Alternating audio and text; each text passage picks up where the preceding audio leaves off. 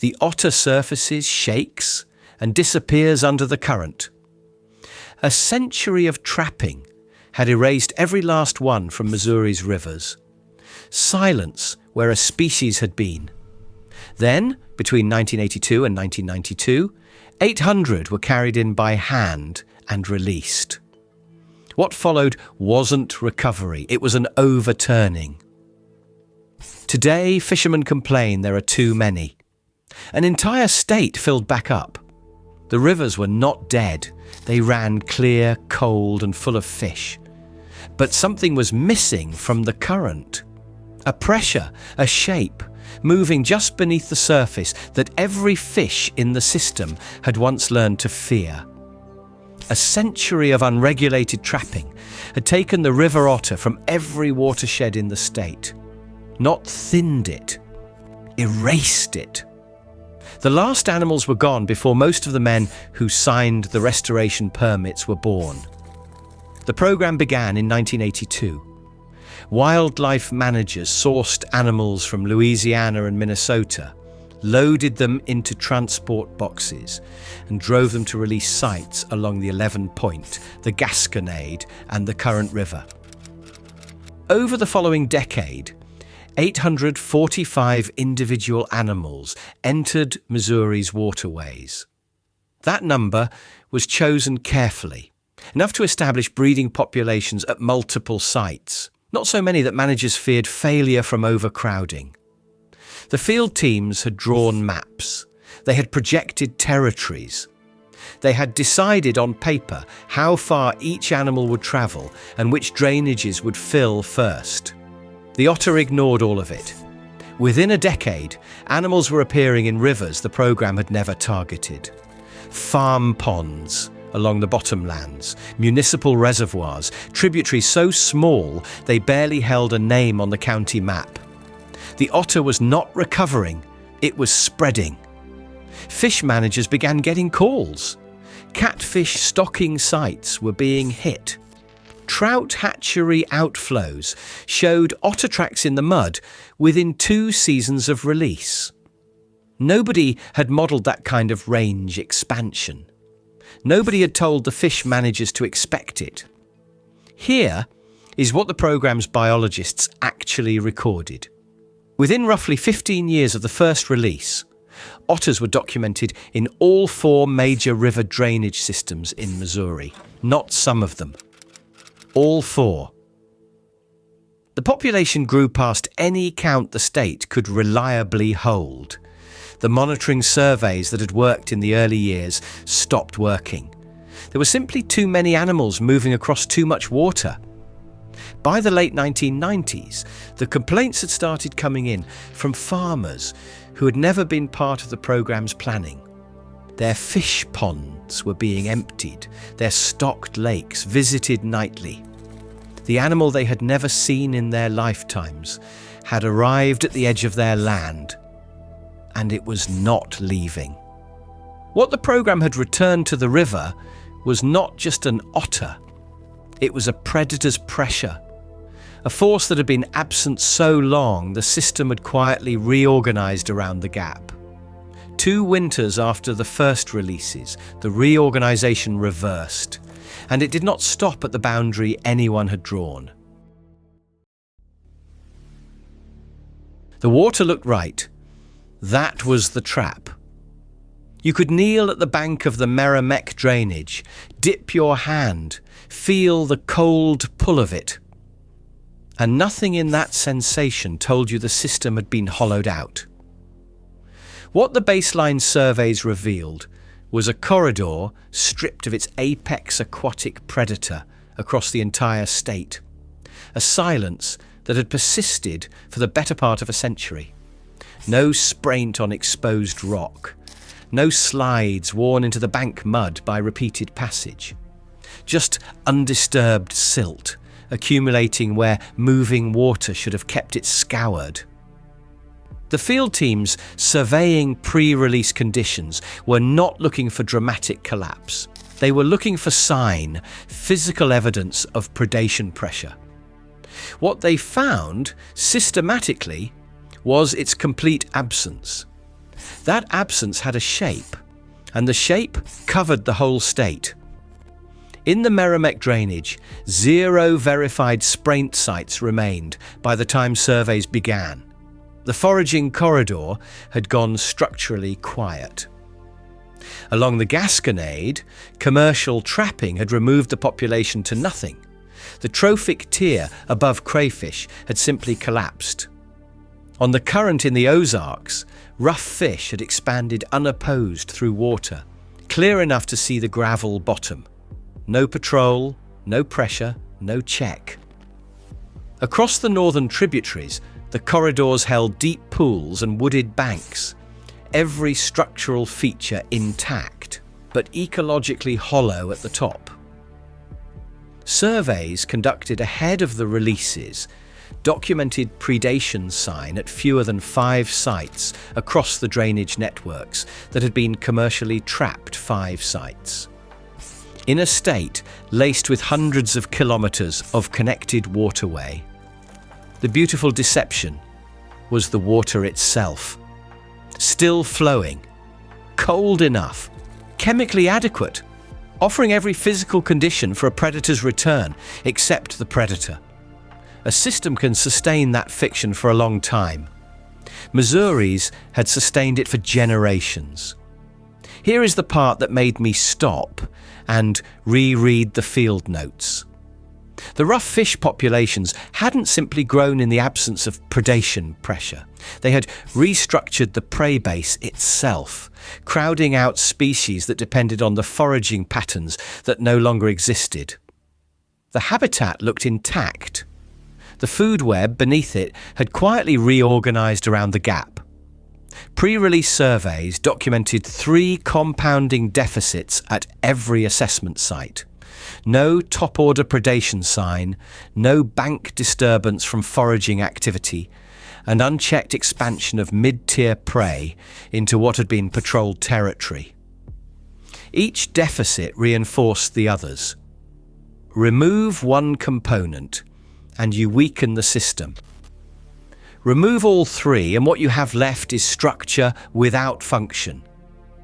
What no one had fully modelled was how long a system could hold its shape while functionally empty at the top. Decades, it turned out. Long enough that the absence became the new normal, and the new normal became the baseline everyone measured recovery against. Which is why, when the releases began and the pressure returned, the response was not a gradual slope upward. The suppressed system did not creep back, it accelerated, and the speed of that acceleration would take the biologists who designed the whole effort completely by surprise. The acceleration caught everyone off guard, but the tools that preceded it tell you exactly why. For years, Missouri's fisheries managers ran electroshock surveys up and down the Ozark drainages, watching rough fish crowds grow denser each season, despite every adjustment they made to bag limits and gear restrictions. The data came back the same way, year after year. Numbers up in the wrong column, numbers flat in the right one. The regulations were tightened, revisited, tightened again, and the food web did not notice. Hatchery stocking programs ran across multiple consecutive seasons, moving fish by the tens of thousands into stretches of water that were physically intact and ecologically inert at the top. No hatchery program can replicate what a 10-kilogram mammal does when it hunts the same pool 4 nights in a row. The stocking trucks cost real money and real labour. They produced a river that looked managed and functioned like nothing had changed, because nothing at the top had changed. You can regulate harvests. You cannot regulate a food web back into shape. When the reintroduction proposal finally moved forward, the resistance came fast. Trappers working the corridor drainages worried about competition for fur bearers.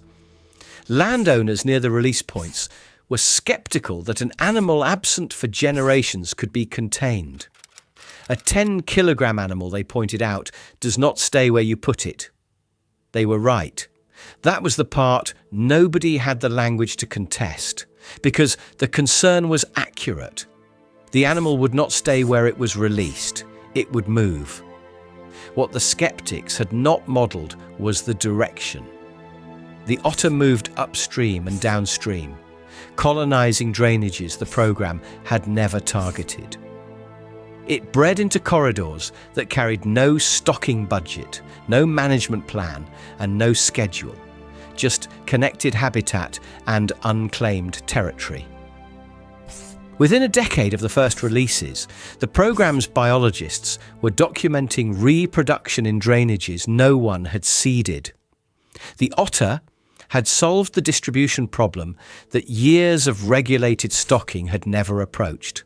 Without a truck, without a budget line, without anyone's permission.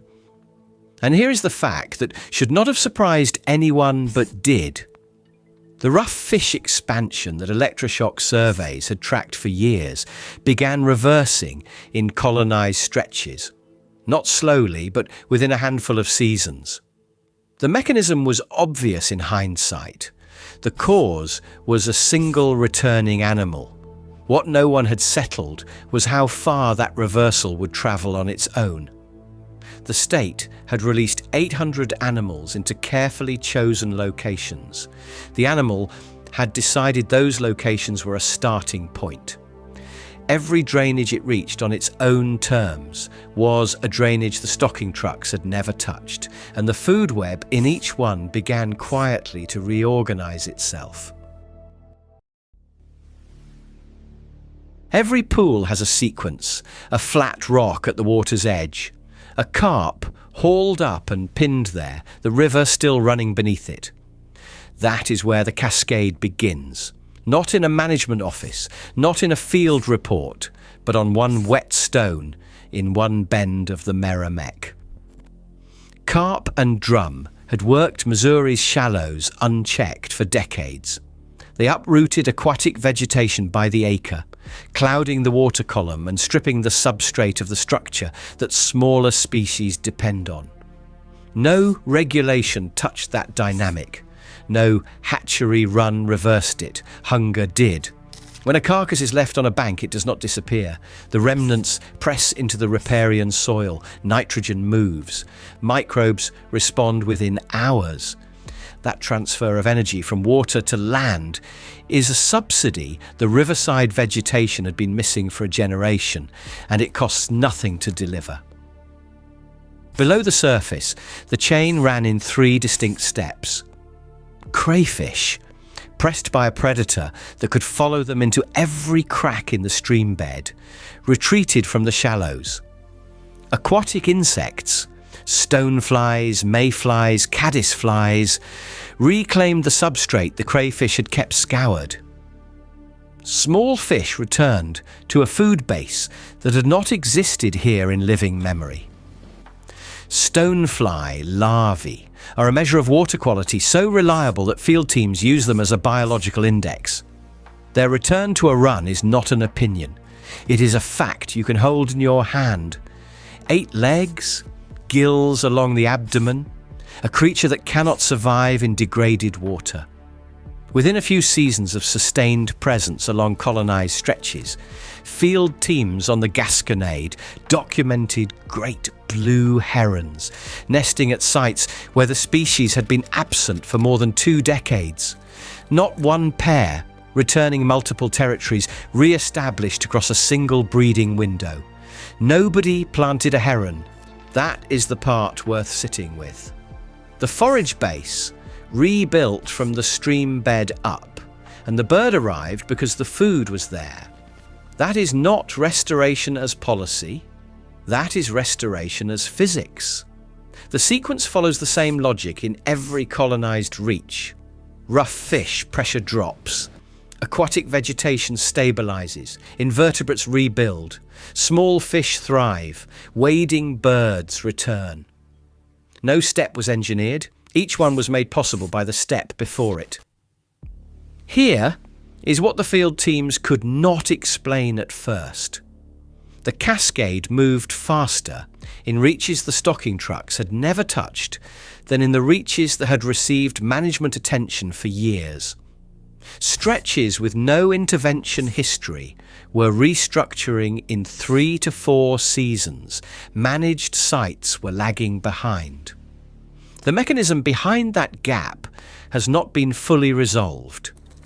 Something in the history of a managed reach, the repeated disturbance, the altered substrate chemistry, the interrupted predator cycles, appears to slow the response.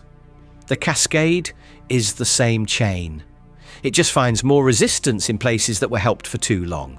What that means for the stretches still waiting, the upper tributaries, the isolated oxbows, the reaches where the population has not yet arrived on its own terms, is the question the next survey season will have to answer.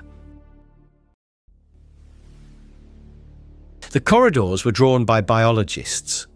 The release sites were mapped with precision.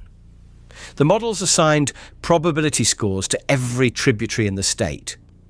None of that reached the otters. Within a few years of the last release, animals began turning up in drainages that no program coordinator had assessed. Reservoir coves, suburban creek bends, farm pond edges pressed into the bottomland clay. A 10-kilogram predator that can strip several pounds of prey in a single night had arrived in places that never asked for it. Catfish farmers in the river bottomlands started finding losses they could not account for until they crouched at the pond edge and read the mud. The tracks were unmistakable, broad, webbed, pressed deep where the animal had hauled itself out. No one had to identify the predator twice. On the Ozark tailwaters, anglers who had worked the same pools for 30 years began watching an otter surface with a trout they considered theirs. Complaints to the Missouri Department of Conservation climbed steadily year by year as the population did. This is the part that rarely appears in the restoration literature. The animal that rebuilds the system is also the animal that denies you your harvest, undercuts your pond margin, and raises its young in the drainage pipe beneath your access road. The otter imposed exactly 3 inconveniences on rural Missouri that no recovery plan had budgeted for. It took privately stocked pond prey. It disrupted bank structure along low-lying pasture edges, and it colonized drainage infrastructure that no habitat survey had ever flagged as a den site. The otter drew no line between a pristine Ozark run and a managed private impoundment. Prey was prey. Every pond with a surface and a bank qualified. That indifference to ownership, to designation, to the lines on a program map, is the mechanism nobody modelled. The complaints were the proof. An animal still struggling to hold a foothold does not generate friction with the people around it. An animal that has fully recovered does. Those 800 individuals had become a population large enough to inconvenience an entire state. And that tension between the restored predator and the people who now shared the land with it pointed directly at the next question. How a state manages an animal it can no longer count, in habitats it never planned to protect, will decide whether this recovery holds or quietly contracts again from the edges inward. The complaint logs at Missouri's conservation offices did not thin out, they multiplied. Season after season, drainage after drainage, because a recovered system does not ask permission to keep recovering. And beneath that friction, beneath every catfish farmer's frustration and every angler's complaint, something measurable was happening to the rivers themselves. The stream-bed invertebrates came back first. Then the herons arrived to work the shallows. Then the wood duck numbers climbed in the river-bottom timber. Missouri's rivers did not gradually improve. They reorganized. from the silt layer up to the canopy, because that is what a system does when you return the piece it was always built around. Within 3 breeding seasons of grey wolf reintroduction into Colorado's river valleys, elk movement patterns had restructured 4 entire drainages. The willows came back along the cut banks. The beavers followed the willows, and the water table in the high meadows rose measurably. That is not metaphor, that is hydraulics. A predator changes where the prey stands. Where the prey stops standing, the vegetation recovers. Where vegetation recovers, roots hold the bank. Where roots hold the bank, the water slows and sinks.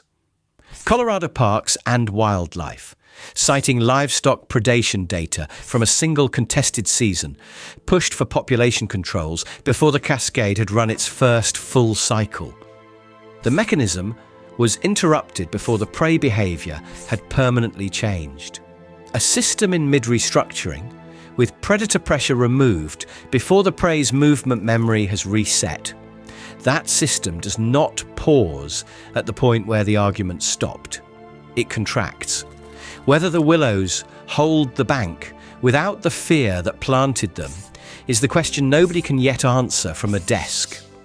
Can a cascade complete itself if the predator is removed mid-cycle? The land does not wait for the argument to be settled. It responds to whoever is standing in the river. Missouri proved that. 800 individuals returned to silent waterways, and the waterways answered, not with hope, but with physics. Share this with someone who still believes the damage is permanent, because the evidence says otherwise. Drop your region and one species you have personally watched disappear from your stretch of water in your lifetime. And yes or no in the comments, have you ever seen something come back that you were certain was gone for good? Because if the answer is yes, I want to hear that story. Next, grey wolves restructured 4 drainages across Colorado's high country within 3 breeding seasons. Willows, beavers, and a measurably higher water table followed. Colorado Parks and Wildlife in 2024 moved to cap the recovering pack before that cascade ran a full cycle. Whether predator pressure interrupted at mid-cascade can ever fully transfer its effects to landscape and soil, that is the question the next chapter has to answer.